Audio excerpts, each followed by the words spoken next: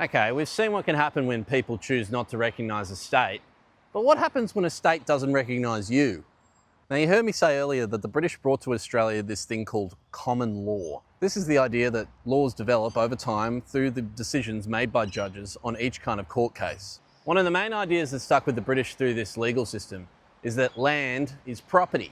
Coming from a society that's largely developed over the centuries through various kingdoms fighting each other over farmland, the British got to Australia with a certain mindset on how things should be managed, especially when it came to land. But this mindset was quite different from the Indigenous peoples already here. While Indigenous groups didn't have Christianity or laws all written out in English, they did have established beliefs and customs that varied across the continent.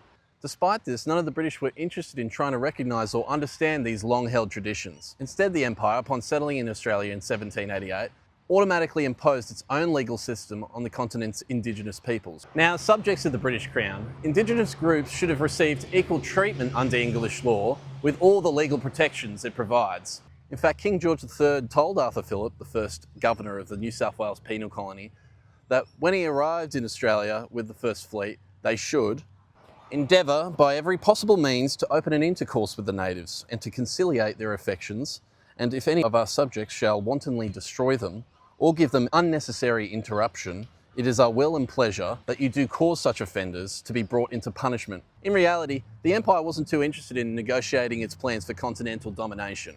To realise their plans, the colonisers made the assumption Indigenous groups didn't have any agricultural practices to assert their control over the land, a government to negotiate with, or a large populace that were ready to challenge their conquest. Murder was also considered a rightful action by the British convicts when defending their so-called land rights. So a lot of the time when Indigenous people got in the way, they were killed.